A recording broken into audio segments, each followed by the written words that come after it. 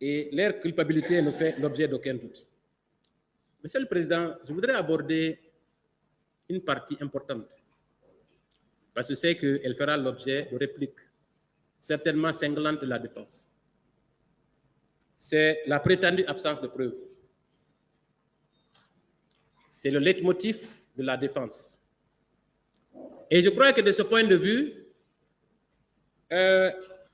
il est essentiel de dire à la défense que en matière pénale, la preuve est libre. Ça, c'est un principe sacro-saint. Et que les PV de victimes, témoignages des victimes, des vidéos, le rapport international d'enquête et la confrontation à la barre sont des éléments essentiels qui confortent l'accusation. Et nous pensons que toutes les victimes qui ont comparu à cette barre, tous les éléments qu'ils ont apportés sont largement suffisants pour démontrer la culpabilité des accusés à cette barre. Je ne vais pas m'y étendre. Je l'ai déjà fait. J'ai déjà démontré la culpabilité des accusés dont j'ai parlé. Pour les autres, mes confrères s'en chargeront. Maintenant, je vais aborder le dernier point, l'avant-dernier point, les conséquences sur les victimes. On a parlé des agressions, on a parlé des viols, on a parlé des disparus, on a parlé des blessés. Quelles sont les conséquences?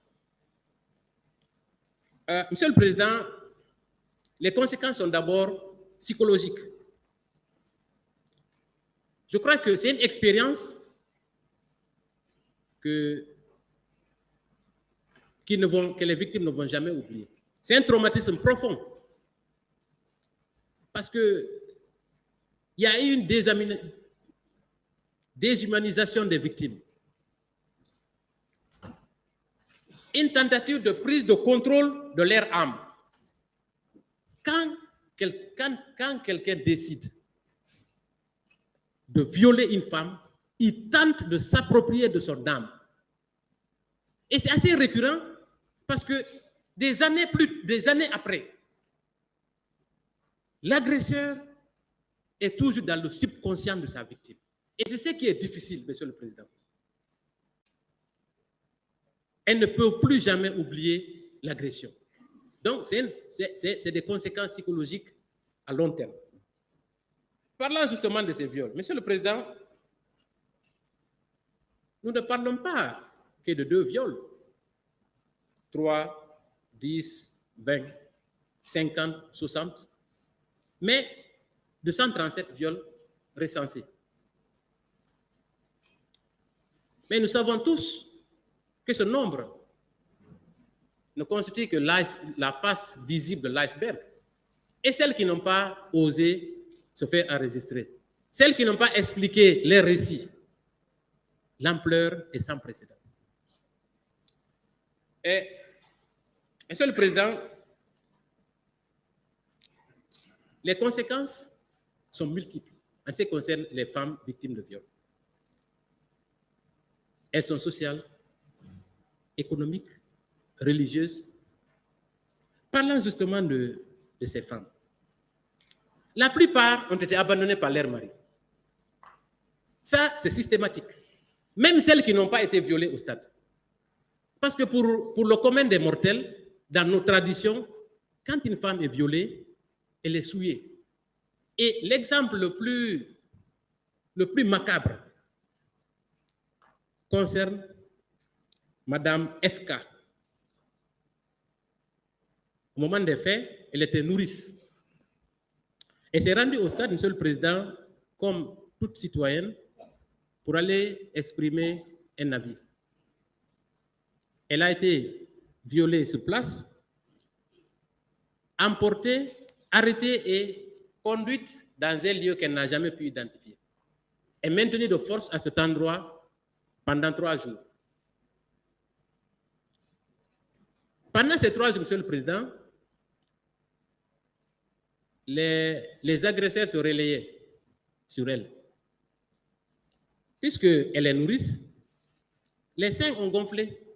Puisque quand l'enfant ne tète pas, le lait s'accumule.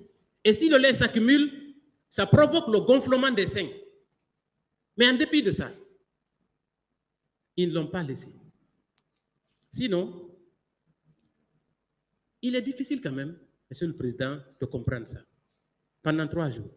Et son alimentation était exclusivement des spaghettis qu'on lui donnait pendant 3 jours. Elle est là, elle vit. Et le pire dans tout ça, Monsieur le Président, elle a contracté le VIH. Elle est allée au stade saine et sauve avec un mari et un bébé. Elle est retournée chez elle sans son âme parce qu'elle a été souillée. Et vous savez quelle a été la réaction du bébé, Monsieur le Président? Il a refusé de téter, comme s'il savait que sa mère avait été souillée. Voilà comment un enfant de 3 mois n'a plus eu l'opportunité de téter sa mère. Tout ça parce que quelqu'un a décidé que pour conserver son pouvoir, il était prêt à tout. Jusqu'à aller prendre l'âme de ses concitoyens. Monsieur le Président, elle traîne le VIH. Elle vit. Mais elle n'est plus la même. Parce qu'après le 28 septembre, elle a tout perdu. Son mari l'a abandonné, comme la plupart des femmes. Voilà, Monsieur le Président. À cela s'ajoutent d'autres catégories de préjudices de victimes, les handicapés à vie.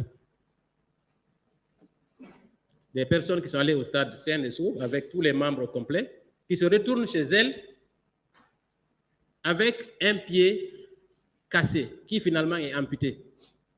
Et généralement, c'est des personnes qui avaient en charge toute une famille. Aujourd'hui, qui ne peuvent plus travailler, qui ne peuvent plus se mouvoir. Ensuite, il y a les disparus. Qui n'a pas été ému à cette barre, dans cette salle, quand notre confrère, Maître Wuri Bailo, a parlé de son frère, Thierno Hassan Ba, pour les disparus? Qui n'a pas été ému dans cette salle? J'ai connu personnellement Thierno Hassan à Pita, parce que nous avons grandi ensemble. Il est un peu plus âgé que moi, mais nous sommes de la même génération. Je l'ai connu. Quand il a disparu, il a été tué au stade. Il y a une photo qui a été montrée ici. Son corps n'a jamais été retrouvé. Sa pauvre mère a demandé à Maître Wuri Bailo.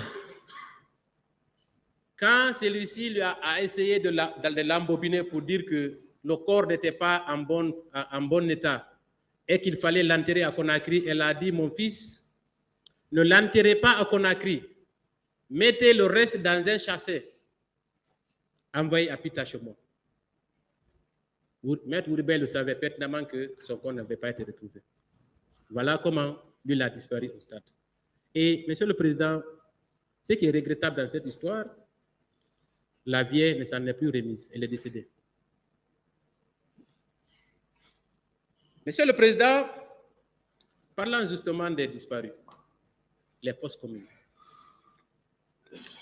il est avéré que plusieurs de nos compatriotes qui ont perdu la vie ont été enterrés dans des endroits que nous ignorons.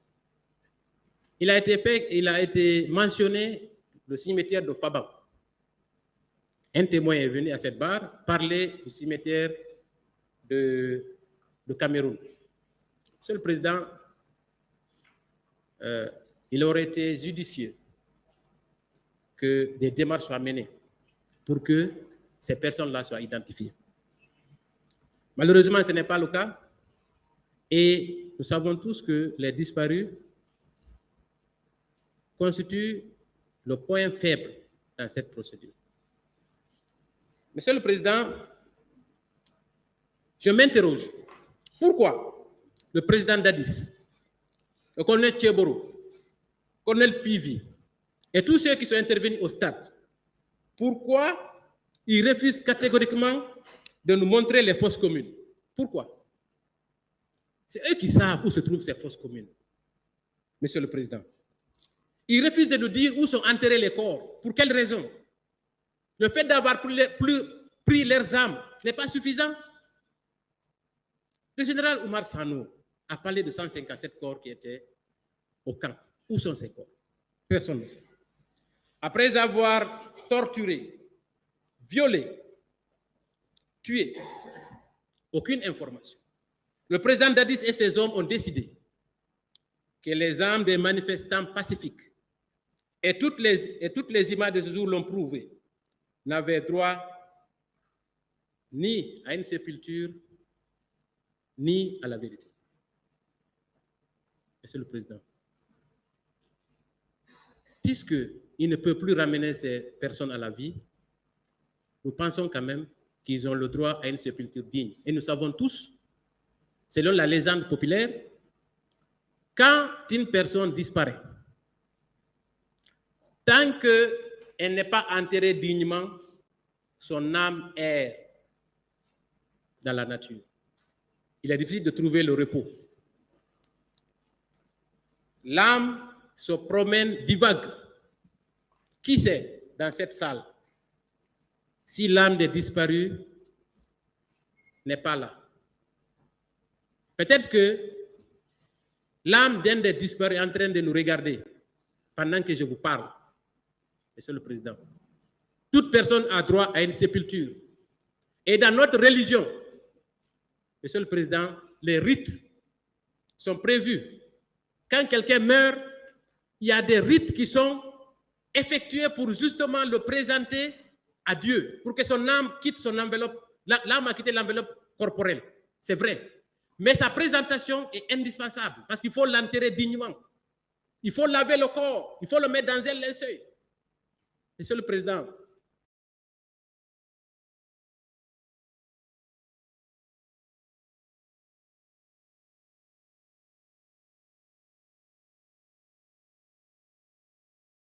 pourquoi? Qu'est-ce qui peut justifier une telle attitude, Monsieur le Président? Monsieur le Président,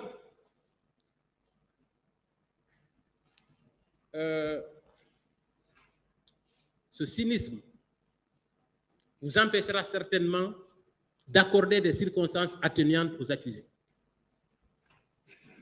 Parce que parfois, quand le criminel commet le forfait, il se répand. Quand il commet un acte répréhensible, il se répand.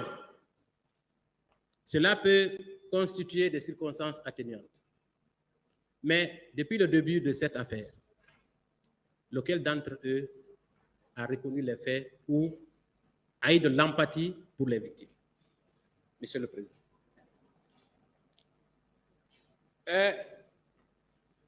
L'attitude de la plupart des accusés a confirmé leur mépris à l'égard des victimes. Monsieur le Président, quand un accusé ou son conseil déclare haut et fort, il y a de fausses victimes, celles qui parlent manquent. Nous avons suivi ici pendant le huis clos des questions tendant à dire vous avez menti. Monsieur le Président, pourquoi quelqu'un viendrait à cette barre dire que j'ai été violé si ce n'est pas vrai? Pourquoi? C'est du mépris à l'égard des victimes. Monsieur le Président, les crimes contre l'humanité sont des crimes très graves. Donc, il n'y a aucune possibilité pour qu'il y ait des circonstances atténuantes pour qui que ce soit. Parce que la préméditation, comme je l'ai indiqué plus haut, est avérée. Et la caractéristique justement des crimes contre l'humanité, c'est le sadisme. Et ce sadisme-là se traduit par des actes extrêmes. Pour le cas du 28 septembre, par exemple, quand, après avoir violé une femme, parfois à plusieurs, l'agresseur, le criminel, introduit du bois ou sa baïonnette dans la partie intime de la femme. C'est du sadisme. Parce que si l'intention seulement était de violer, je pense qu'après le viol, on n'a pas besoin de détruire l'appareil génital de la femme agressée. Mais des actes comme ça se sont produits au stade. Et Monsieur le Président, le mépris est caractérisé par le fait que pour les agresseurs, les victimes n'ont aucune dignité. Ils ont la possibilité de prendre possession de leur âme, comme je l'ai dit tantôt. Ils peuvent les persécuter, ils peuvent les tuer. Et tuer pour tuer. Et André Fossard, dans son livre, a eu a résumé cette problématique par la phrase suivante. Le crime contre l'humanité, c'est tuer quelqu'un sous prétexte qu'il est né. Donc, on ne cherche plus à vous reprocher autre chose que d'être né, de croire que vous existez, que vous avez le droit de manifester. On vous dit que vous n'avez pas le droit de manifester, donc on a le droit de vous tuer. C'est l'expression. C'est ôter à ces victimes toute l'humanité. C'est la haine qui anime ce genre de crime. Et cette haine ne se satisfait que par la réduction de sa victime à l'impuissance, soit par la mort, par la souffrance, par l'emprisonnement, et il est fait nécessairement de façon massive. Monsieur le Président, parlant justement du sadisme, il convient parce que pour le sadiste, pour celui qui exerce le sadisme sur une victime, il convient pour lui de faire sentir la douleur, pour faire regretter à la victime son existence. Parce que quand la victime se croit humaine, il lui dit tu mens, tu n'es pas humaine, tu n'es pas humain. C'est pour cette raison que je t'inflige ça. Il prend possession de l'âme. Monsieur le Président, c'est ça le sadisme. C'est pourquoi il est inadmissible qu'il y ait des circonstances atténuantes. Et on oblige les victimes à regretter leur naissance ou leur revendication. C'est ce qui s'est produit au stade. On vous fera regretter de rentrer au stade. C'est ce qui a été fait. Et ce regret s'est traduit par beaucoup de morts, par beaucoup de viols, Monsieur le Président. Monsieur le Président, ces crimes sont donc impardonnables. Comment peut-on pardonner ces crimes abjects sans reconnaissance de leur auteur? Ni comment oublier ces souffrances qui continuent jusqu'à présent? C'est impossible, Monsieur le Président. Monsieur le Président, les accusés méritent le châtiment, même si aucun châtiment ne peut panser les plaies que cette répression a causées. Même si tout ceci était condamné à perpétuité, cela ne peut pas suffire pour panser les plaies béantes qui ont été ouvertes de par leur faute. Monsieur le Président, dans ce sillage, des enfants sont nés après la disparition de leur père. D'autres ne recouvreront plus jamais la santé. D'autres ne trouveront plus d'hommes parce que porteurs du VIH. D'autres femmes ne pourront plus jamais avoir de rapport intime avec leurs partenaires parce que les militaires, après le viol, ont introduit des bois ou des couteaux. C'est impossible. D'autres encore ne pourront plus enfanter. Voilà les conséquences, Monsieur le Président. Et comment peut-on pardonner de tels actes? Nous disons que c'est impossible. Toutes ces souffrances ont été causées par un régime qui voulait à tout prix conserver le pouvoir. Voilà ce qui nous a conduits à ce drame. Monsieur le Président, ce régime est également caractérisé par la banalisation de la violence qui étoffe notre société et notre humanité. Depuis les massacres du Stade, malheureusement, est-ce que cela a servi de leçon? Non. Depuis ce massacre, il y a eu plusieurs autres exactions dont je ne vais pas parler. C'est pourquoi il faut, à travers ce procès, mettre fin à ce cycle d'État, de violence d'État. Cette violence doit s'arrêter. Il faut absolument mettre fin à la violence et à l'impunité, non pas plus tard, mais à partir d'aujourd'hui. Le peuple vous regarde, Monsieur le Président. L'Afrique vous regarde.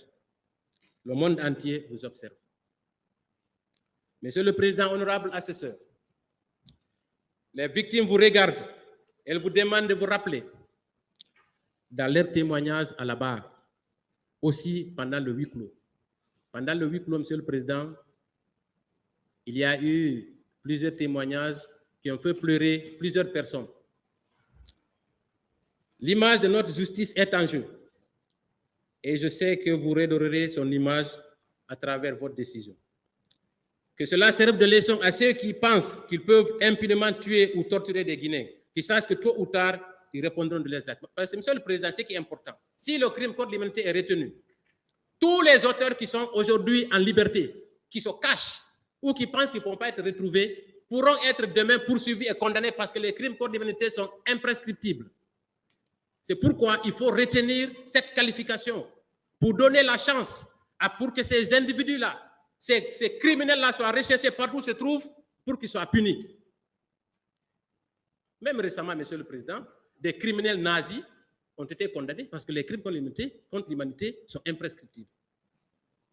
Monsieur le Président, pendant votre délibération, pensez aux souffrances des victimes, en particulier aux morts, mais aussi aux disparus qui n'ont pas eu droit à une sépulture digne et dont les âmes errent dans la nature. Pensez à cette jeune fille innocente, battue, violée ou tuée pour avoir tout simplement exercé un droit fondamental, celui de manifester. Pensez à vos familles, pensez à vos enfants, Monsieur le Président. C'est important. Pour terminer, je voudrais vous dire, Monsieur le Président, nous ne cherchons pas la vengeance, mais nous n'accepterons pas la complaisance. Nous souhaitons que le socle de votre verdict à prononcer soit la triptyque du droit à la vérité, à la justice et à la réparation. Parlant justement de réparation, c'est en rendant justice que les victimes retrouveront la paix. C'est pourquoi nous vous demandons d'être rigoureux. Parlant justement de réparation, Monsieur le Président, on s'est posé une multitude de questions. Comment réparer un préjudice aussi immense? Comment rétablir une victime qui a perdu un proche? Comment? Comment dédommager une victime de viol qui a été souillée par une horde de barbares?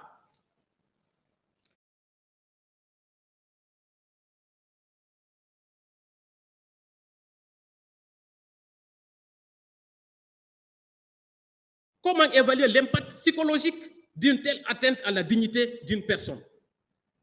Comment évaluer le degré de souffrance d'une femme qui a perdu son mari? Il est impossible, Monsieur le Président, de réparer tout le préjudice que les victimes ont subi dans leur corps et dans leur âme.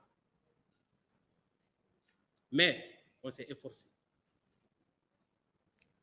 pour réclamer une modique somme, puisque c'est notre droit. Non pas parce que nous échangeons cette somme à notre dignité, nous échangeons cette somme à notre âme, mais parce que c'est la loi qui le confère. Pourquoi? Voilà pourquoi, même s'il est impossible de réparer tous les préjudices, nous vous soumettons cette demande de réparation, Monsieur le Président. C'est pourquoi, au regard de ce qui précède, nous vous demandons de bien vouloir retenir les accusés dans les liens de la culpabilité de crimes contre l'humanité pour les infractions commises au cours des événements du 28 septembre et les jours qui ont suivi. Pour la réparation, recevoir Ouribaï Loba et 730 autres, la FIDH, l'OGDH, Avipa dans leur constitution de partie civile, y faisant droit, condamner solidairement les accusés au paiement des montants ci-après. Pour les ayants droit des morts et des disparus, au nombre de 87, vous allouerez 3 milliards par groupe d'ayants droit. Pour les femmes victimes de viol, au nombre de 137 recensées et qui sont constituées partie civile, 2 milliards par victime. Pour ceux qui sont victimes de coups et blessures volontaires, au nombre de 500, 1,5 milliard par personne. Pour les victimes de torture, au nombre de 5, 2 milliards par personne, Monsieur le Président. Pour les victimes de pillage, au nombre de 13, nous sollicitons 1 milliard par personne. Monsieur le Président, en plus de cette demande, nous voudrons que, puisque l'État guinéen, certes, n'est pas parti à ce procès, mais il aurait pu être tenu pour responsable aussi, puisque ceux qui ont agi l'ont fait sous couvert de l'État. Il s'agit des cadres de l'État, de notre République. Nous voudrons que ce montant-là soit garanti pour le paiement par l'État guinéen. Monsieur le Président, je voudrais terminer par vous dire ceci. Nous avons une âme, une conscience, une humilité à préserver. À nous d'accomplir notre devoir, à vous d'accomplir le vôtre. À travers ces mots, j'ai accompli le mien.